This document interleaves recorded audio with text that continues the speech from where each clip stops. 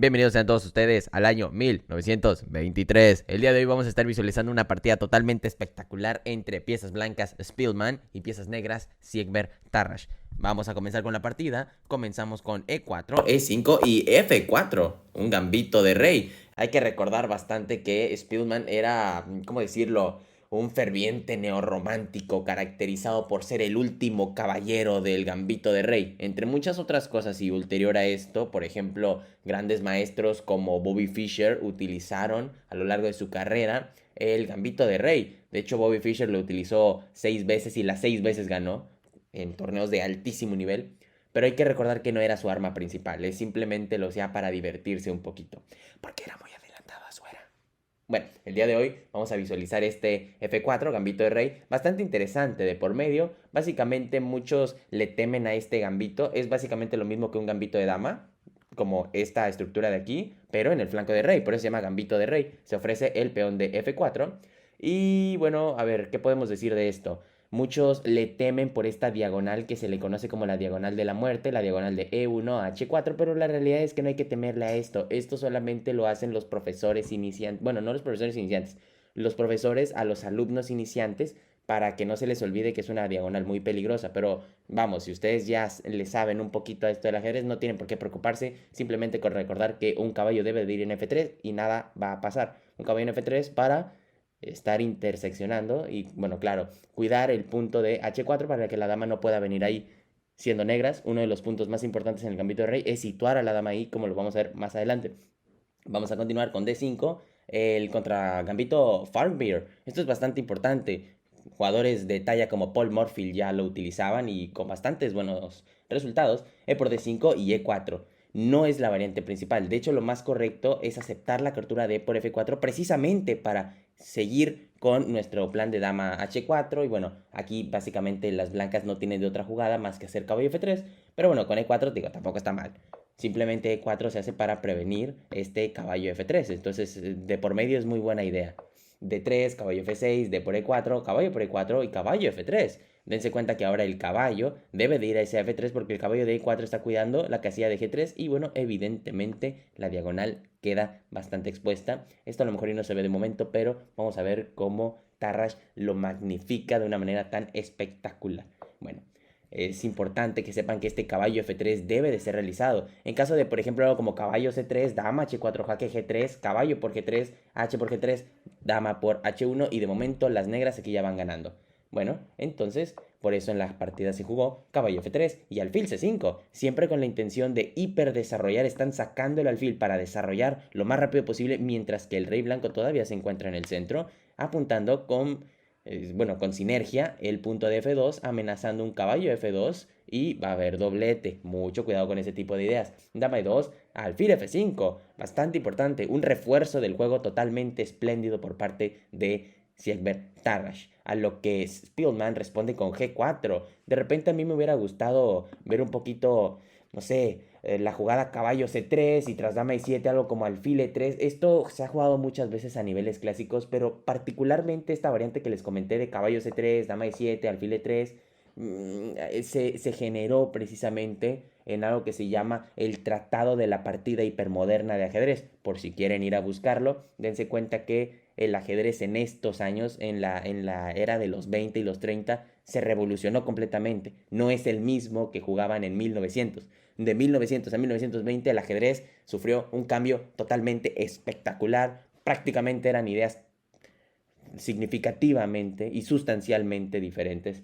Y bueno, son las que hoy en día utilizamos todavía. Entonces se jugó G4 y enroque corto. Espléndida jugada. Totalmente de otro mundo. Dense cuenta que aquí Tarrasch lo que está haciendo es sacrificar al alfil. Pero ¿cómo es que se justifica esto? Y no es solamente eso. Dicen que los comentaristas de aquella partida vieron la cara de Spielman y lo describieron como estupefacto. Y la realidad es que no es de por menos. Dense cuenta que G por F5 está regalando un alfil. ¿Pero por qué hizo esto? ¿Cuál es la intención de esto? Hacer torre E8. Dense cuenta que se está amenazando un caballo F2. Y bueno, lógicamente se va a estar capturando a la dama a la siguiente. Precisamente por eso se jugó algo como alfil G2.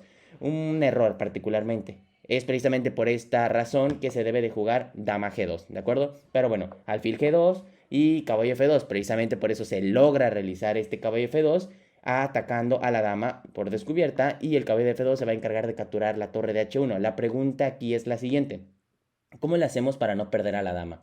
Les voy a limpiar el tablero sin ninguna flechita. Ustedes por favor pausen el video. ¿Cómo le hacemos para no perder la dama con blancas? Ojo, algo como un alfil E3, ya se los digo yo, no vale. Adelante. Bueno, la respuesta, esperando que hayan pausado el video, es caballo E5. La situación es la siguiente: algo como alfil E3 no vale porque simplemente torre por E3 y la situación queda completamente igual, pero con una torre muchísimo más activa por parte de las negras, ¿de acuerdo? Entonces, bueno, es importante eso. Caballo E5, buena jugada. Caballo por H1, recoge fruta, alfil por H1 y caballo D7. Una terrible, excelente jugada, sobre todo, bueno, terrible para el oponente, ¿verdad? Dense cuenta que lo que se está haciendo es quitar al caballo de ahí para que le den chance a la torre de 8 de seguir atacando al son del plan original, ¿de acuerdo? Bueno, caballo C3 y F6, una excelente jugada. O se quita el caballo o se quita el caballo. ¿Cuál fue la solución que Spielman fue capaz de encontrar? Y bueno, la mejor prácticamente, caballo 4, excelente jugada. Un doble refuerzo y una doble clausura de la columna para que la dama pueda respirar un poquito. Pero dense cuenta que ya está sufriendo pérdidas precisamente posicionales sobre todo. Esto es el detalle. Spielman se caracterizaba por ser un jugador terriblemente fuerte en el sentido de ataque, con ideas hipermodernas, y Tarrasch se caracterizaba por ser un jugador sumamente clásico. De repente nosotros lo definimos como que Tarrasch era muy hipermoderno y así, pero eso fue en sus últimos años. Entonces, en este sentido, es bastante importante. Recuerden que Siegbert Tarrasch fue el discípulo de Wilhelm Steinitz, prácticamente el padre de la escuela clásica de todo el ajedrez desde los inicios, ¿de acuerdo? Entonces, bueno, F por E5, caballo por C5. Bastante importante este caballo por C5 porque le continuó caballo por C5. Espero que no hayan pensado en realizar la jugada E por F4 atacando a la dama inmediatamente, porque debemos recordar eso. En el ajedrez gana el más paciente, gana el que tenga más elegancia. ¿Por qué se tiene que realizar caballo por C5 y no tenemos que hacer E por F4 directamente? E por F4 es una jugada muy rápida y algo demasiado rápido no termina bien para el negro, sobre todo porque existe la continuación caballo E6 y con esto se cierra la columna. Dense cuenta que los peones de F5 y de D5 están soportando el caballo de E6 y ese caballo ya no se va de ahí y la columna se quedó completamente cerrada y la dama se va a poder movilizar e incluso tras el desarrollo del alfil, el negro, el rey blanco se va a poder enrocar sin ningún problema. Aquí las blancas están completamente ganadas. Precisamente por eso Tarrasch, con gran criterio, jugó caballo por C5, ahora sí amenazando la captura. F por E5, dama H4 jaque. Bastante importante esta idea. Incluso cuando ya estamos en partidas y en movimientos adelantados, nunca hay que olvidar el principio específico del por qué jugamos una determinada apertura. Desde el tercer movimiento les comenté que es importante que en el gambito de rey por parte del negro haya un dama H4 jaque prácticamente en la mayoría de las partidas. Entonces, dense cuenta que no es la excepción a la regla. Rey F1, muy buena jugada. La idea es la siguiente: alfil de 1 no se puede porque le seguiría y le sucedería dama de 4 jaque y tras alfil E2, torre por E5 y no algo como dama por B2, porque este dama por B2 es solo un peón. Debemos de ir a lo grande, debemos de pensar objetiva y realísticamente hablando. Bueno, entonces por eso se jugó rey F1, torre F8 y rey G1. Muy apresurado este movimiento de rey. Prácticamente lo están llevando en una carretilla hasta el borde del tablero. Nunca es buena idea eso, precisamente porque aquí las negras tienen una espléndida continuación. Dama de 4 jaque, muy buena jugada. ¿Por qué es una muy buena jugada? Porque tras alfil E3, dama por E5. Dense cuenta que aquí este centro de peones está bastante potente. Y esto es una regla general del ajedrez hipermoderno. Siempre que el oponente tenga un buen centro, para compensarlo, ustedes tienen que tener dos cosas: o un buen centro, como el oponente, o bien, en este caso que el negro no tiene centro, deben de tener buenos peones periféricos. En este caso, las negras sí tienen buenos peones periféricos. Entonces aquí se fundamenta que en esa teoría están más o menos igualados. ¿Por qué decimos que el negro está mejor aquí? Bueno, pues porque tras dama por E5 se le cae todo el centro al blanco, de tal manera que el negro tiene muy buena periferia y el blanco no tiene ni buena periferia ni tiene un centro. El negro sí, el blanco no. Eso es importante. Bueno, entonces eso es sumamente relevante. Problemas con el centro, ataca por la periferia. Bueno, torre E1, caballo D7, dirigiéndose rápidamente al flanco de rey. Dama C4, amenazando un D6 y habría descubierta. Precisamente por eso se realiza rey H8, alfil E4, torre a E8, alfil D4, dama F4, torre 2 y caballo F6. Importantísimo aquí. Dense cuenta cómo este alfil de E4 en teoría se encuentra en el tablero. Físicamente se encuentra en el tablero, pero mentalmente anda en Cancún, mentalmente ya se fue a Hawái de vacaciones, ¿sí me explico?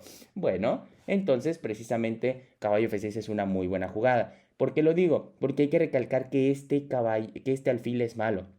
De repente a muchos se les pudo haber ocurrido torre por E4, pero esto es malo porque tras torre por E4, dama G5 jaque, rey H1, torre por F5, y aunque se vea que las negras tienen buen ataque, las blancas tienen lo suficiente para defenderse y aquí no gana ni el blanco ni el negro. Es precisamente por eso que hay que ser bastante prudentes con la posición y con nuestras capturas.